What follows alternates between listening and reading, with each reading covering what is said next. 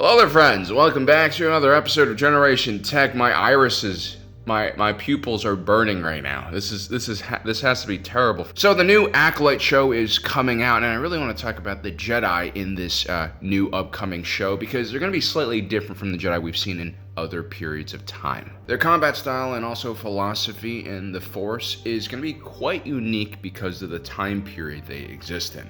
So the series will take place roughly 100 years before the events of the Phantom Menace.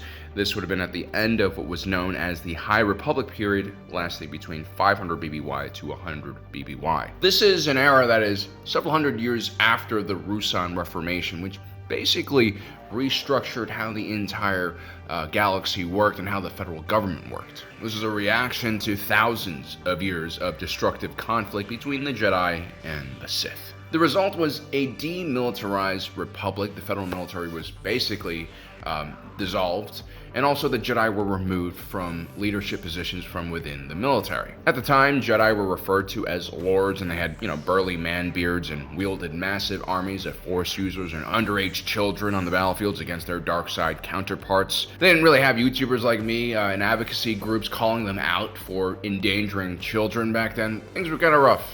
After centuries of rebuilding the Republic and maintaining the peace, the Jedi would enter a golden age, spreading their numbers all across the galaxy. They were a visible presence that brought peace and hope everywhere they went. Kind of like these tiny little bananas. They're delicious and they make your hands look huge, which is awesome.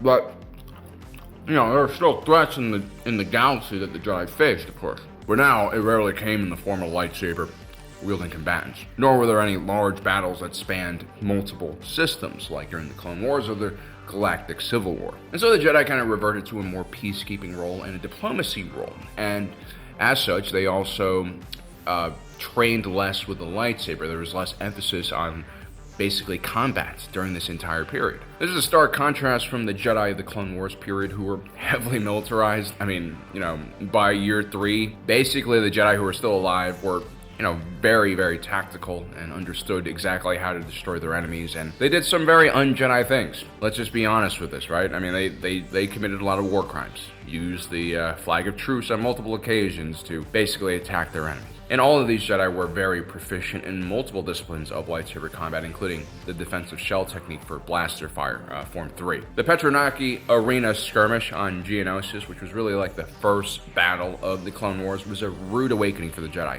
Out of the 215 members of the Order that fought in that battle, less than 30 survived. And most of those survivors were at least familiar with that defensive shell technique we were talking about. Although at the time the Jedi had no idea that Form 3 would be so useful, they had no idea that they were about to fight in a war. On the other hand, every other Jedi Master and Knight who specialized in Form 6 Niman style ended up dying in that arena. And so Form 6 Niman, this is a relatively popular lightsaber form, especially during the High Republic period.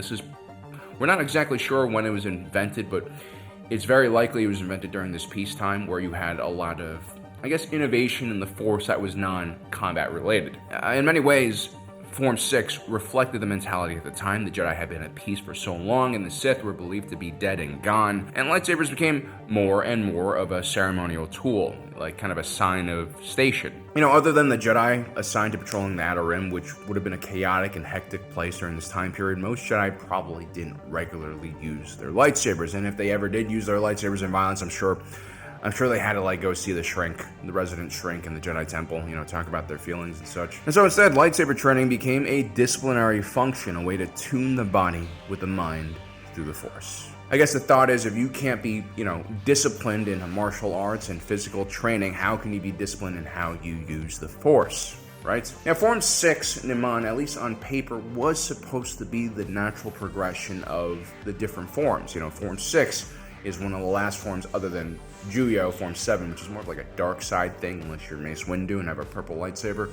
So, yeah, Form 6 was seen as the final form, the end. The enlightened Jedi of this period believed that the future would be a peaceful one, where most aggressive forms, like Form 4 and Form 5, with their power strikes and acrobatics, would not only be unnecessary, but also potentially a dangerous path to the dark side. And so Form 6 was designed to be balanced and harmonious, and it actually takes some techniques from each one of the forms from 1 to 5.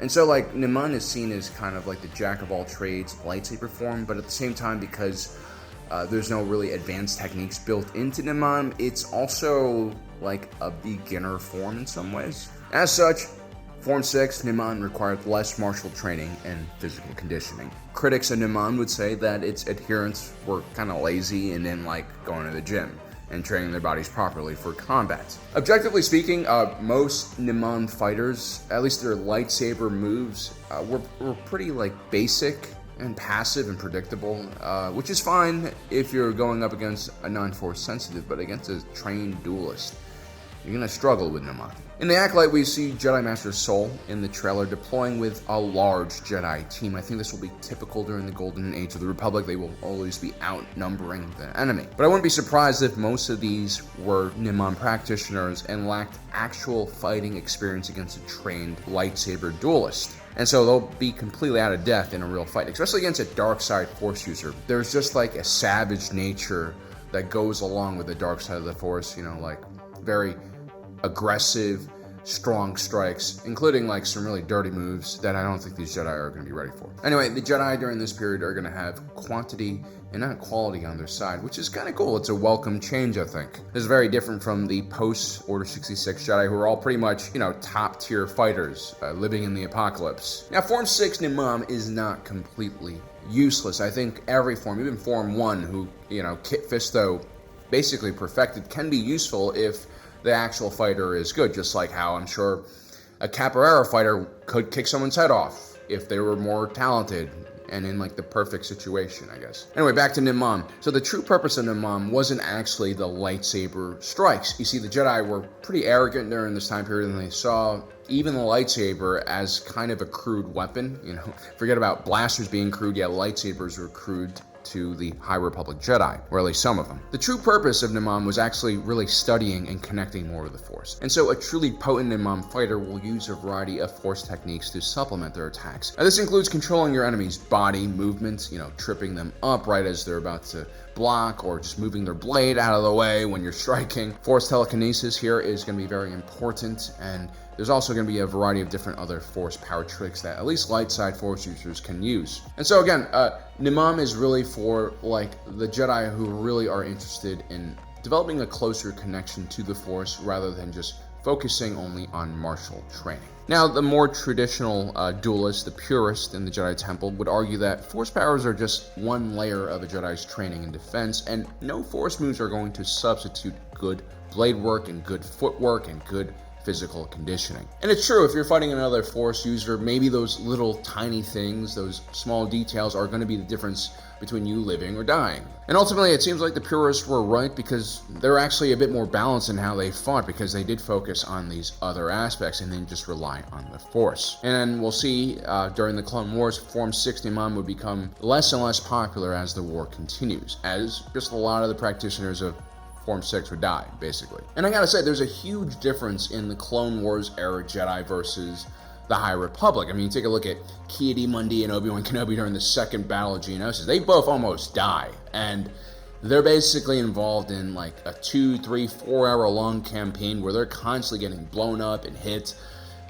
Like, really, there's a durability factor there that the High Republic Jedi just don't understand. They think all of the duels are going to be clean in like a dojo with rules, and man, are they in for a rude awakening. Now, there's something really interesting we see quite a lot in the trailer of the Acolyte, and it's being called Force-Fu, I think. It's kind of a funny name. We see two of the more elder Jedi, Master Indar, played by Carrie-Anne Moss, aka Trinity from The Matrix, awesome, and Master Sol, played by Lee Jung-jae of Squid Games fame. Both of these guys use unarmed martial arts techniques mixed with some Force abilities. I would say that this is almost like a derivative of Niman, where you don't even use the lightsaber anymore. It's just about using the Force to maneuver your enemies and using some hand-to-hand combat. Now, we've seen that all throughout Star Wars history, the Jedi are pretty skilled in unarmed combat, and this makes sense because, like, for you to be an expert martial artist using weapons, you usually have to base, you have to find your foundation in actual unarmed combat first. But how and when the High Republic use unarmed combat is very different from other eras. Like, for instance, during the Clone Wars era, Jedi only use unarmed combat in very specific cases, like when Jedi General Halsey is disarmed by Savage Opress. He's basically forced to fall back to an unarmed technique, and he's found lacking because he's too small. Or when Obi-Wan Kenobi goes undercover searching for Princess Leia and needs to keep his identity hidden, and therefore he avoids using his lightsaber, and so he does some kind of clumsy unarmed combat. But in these scenes in the Acolytes, Master Sol and Master Indar are extremely proficient with unarmed combat. It's almost as if this is kind of their first choice in de-escalating situations. Again, we see a very different mindset between these Jedi and the Clone Wars era Jedi. And both Jedi Masters are fighting against the character May in the scenes we've seen so far. And May, at least right now, seems like the antagonist in the earlier episodes of the series. Apparently there's been a series of attacks against the Jedi, and a lot of fingers are pointing towards May as the main suspect. We're not exactly sure what that means, though. Earlier reviewers have also said that the show is reminiscent of The Fugitive, and that's a 90s era action thriller starring Harrison Ford, who plays a surgeon who is wrongfully being accused of murdering his wife. Star Wars, for some reason, has a fascination about The Fugitive, maybe because of that Harrison Ford connection. In the Clone Wars arc, where Ahsoka Tano is wrongfully framed for the bombing of the Jedi Temple, there's an almost scene-for-scene recreation of that famous tunnel chase where Harrison Ford is running away from the law and ends up jumping out of like a storm drain down a massive drop. Ahsoka Tano basically does the same thing in order to escape the authorities, and her own master Anakin, who's in charge of bringing her back, is the one trying to stop her. And so keep an eye out for any homages to The Fugitive, and I think this really, I guess this spoils who May is a little bit if you know about The Fugitive, and I think this will also explain why when we see May fighting these other Jedi Masters, they're using unarmed combat. You see, first of all, May was the former apprentice of Jedi Master Sol. We actually see a clip in one of the trailers where a younger Sol is giving what seems like a younger May a lightsaber. It's a really good way to bribe a young Force user into a life of servitude for the Jedi Order. It also seems like May is a part of some type of Force-sensitive tribe of witches, which is kind of cool. I'm interested in seeing more lore about that. Anyway, in the release footage of the duel between Master Sol and May, the younger fighter utilizes a series of throwing knives, but she clearly throws one of the weapons towards the foot of her Jedi Master. This is what opens up the scene to some serious hand-to-hand combat, but it's almost as if both combatants agree to a non-lethal fight, which seems to indicate that May is perhaps not the cold-hearted assassin that she appears to be. It also gives us an opportunity to see some really awesome unarmed combat. You attack me without a weapon. Why? You know, perhaps May remembers Sol and the connection they share prevents her from going all out. Who knows? Either way, Sol reciprocates by not drawing his lightsaber. May starts with a flurry of attacks, and Sol, in true Jedi fashion, deflects or redirects most of her strikes with ease. The positioning and footwork is efficient and reminiscent of Form 3, but without a lightsaber, obviously. Actually, the efficiency of the movement and the use of the opponent's momentum in these scenes also reminds me of Kung Fu, or even like Wing Chun. I personally am not trained in any martial arts forms, but I do pretend to be when I'm around my non-Asian friends or when I'm in an elevator with random people. Some people see vertical transportation, I see a stage and captive audience. Now, May does attempt to reach for Sol's lightsaber at one point of this duel, but she finds her skills severely lacking, as the older Jedi Master is always a step ahead of her.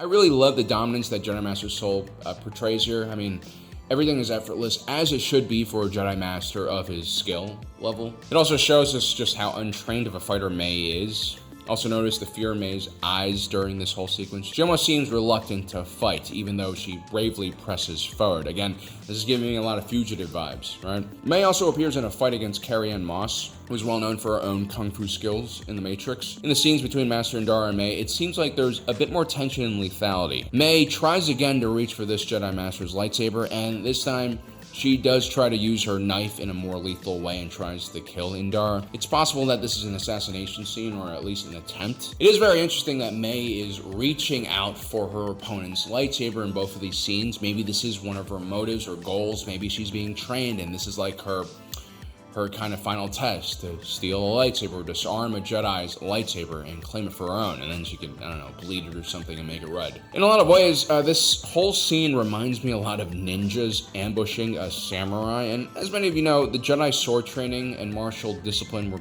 partially based off of the martial discipline of the samurai, and, you know, May definitely gives off ninja vibes here, especially with those kunai-like throwing swords. Ultimately, at the end of the battle, Jedi Master Indara pulls out her lightsaber, which seems to indicate that she's now serious about the fight. And again, this points towards like the different mentality during the High Republic era. It seems like a lot of really skilled Jedi Masters just fought with their hands until they felt the need to use their lightsaber, which is kind of badass in a lot of ways.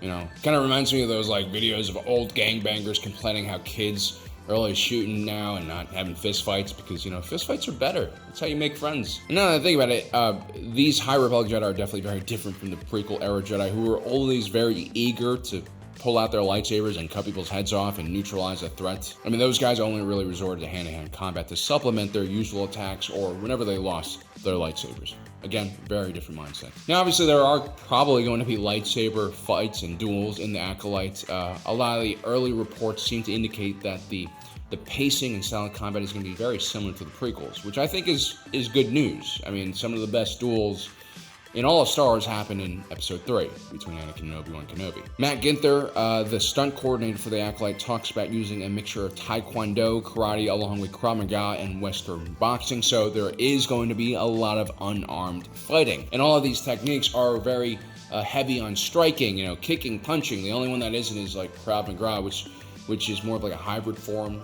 developed by the IDF. There are some like throws and grappling moves, I think, mixed into there. But yeah, I'm excited about Ginther working on the show because he has quite a pedigree. He worked on Solo before, where we witnessed the martial arts form known as Teras Kasi, which in basic means steel hand. This was a martial arts specifically designed by a small group to be used against Force sensitives like the Jedi. Maul was actually an expert in this martial arts form and would teach Dryden Voss, who in turn would teach Kira to use this form. I'm not 100% sure what Teras Kasi looks like, but it would be kind of cool if it comes up again, especially because there's so much unarmed combat during this time period.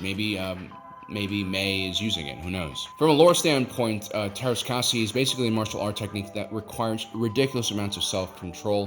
Think of the more magical forms of martial arts here on Earth that claim to be able to use, you know, chi or breathing techniques to enhance the speed and strength of the user. Teras Kasi, done right, means that the practitioner is so in tune with his body that they're able to move at lightning quick and almost supernatural speeds and punch extremely hard, you know, almost like they're Jedi. The Emperor's Royal Guard and the elite Praetorian Guards of the First Order also use this form, although, you know, against a truly talented Force user, it doesn't seem like it does much. Mark Ginther also worked on The Kingsman, which had some really groundbreaking action sequences thanks to some interesting camera movement choices. And yeah, so the more I look into it, I feel like the fighting in this show seems to be pretty unique, and it should be pretty awesome. I mean, the closest I can think of when it comes to this style of fighting would be like Donnie Yen in Rogue One. And I did all that blind man kind of fighting style. That was kind of cool. So hopefully we see more like Kung Fu mixed with the Force, which is just like a very, I feel like, natural progression. And it does fit the lore here because the High Republic, these Jedi are supposed to be peacekeepers, right? The more I research the show, the more I notice that they do seem to focus a lot on the little details, which is always a good sign. They're also releasing a lot of footage, which I think is also a good sign, like they're not trying to hide anything here. And the stuff that we've seen is pretty good. It's pretty good. And so it seems like Lucasfilm has at least put a lot of effort on making the show look good. We don't know if the story will actually be good. Fingers crossed. But high production value, in my opinion, is good news. I think Kenobi and Book of Boba Fett both kind of suffered in terms of production quality. If we take a look at the team behind the Acolyte, not only is it much larger than these shows, they're also much better funded. And, you know, money is important in this industry. The Acolyte has a pretty large budget, about $180 million for 8 episodes, which is about twice as much as what Kenobi's budget was. And Ahsoka was only around $100 million for the same amount of episodes as the Acolyte. And so the Acolyte budget is closer to what Andor's budget was. It seems like Lucasfilm has been phoning in the series which feature legacy Star Wars characters because they know that, like, fans will go out to see Ahsoka and Boba Fett and Kenobi because we love these characters. It's a cynical move, but it's also, like, it makes sense from a business standpoint. It does seem like they are saving their resources for shows like Andor, which really cost a massive amount of money, like $250 million, for that series. And I think like the same thing will happen with the Acolyte, because this is their IP. This is their attempt to create something new and distance themselves from the old content. Like Kylo Ren said, kill the past or whatever. And I think this is why I have a lot of hope for the Acolyte. Money speaks, and when it comes to Disney big blockbusters, you see a big difference when they don't spend enough money. Anyway, guys, I hope you enjoyed today's video. Don't forget to subscribe, hit that notification button down below so you don't miss out on the rest of our content. We're going to be covering the Acolyte. We're going to be talking about it a lot, whether it's good or it's not. We're going to talk about the High Republic era, what's going on with the Jedi, what's going on with the politics, the economy, the usual stuff. So stay tuned. I'm excited.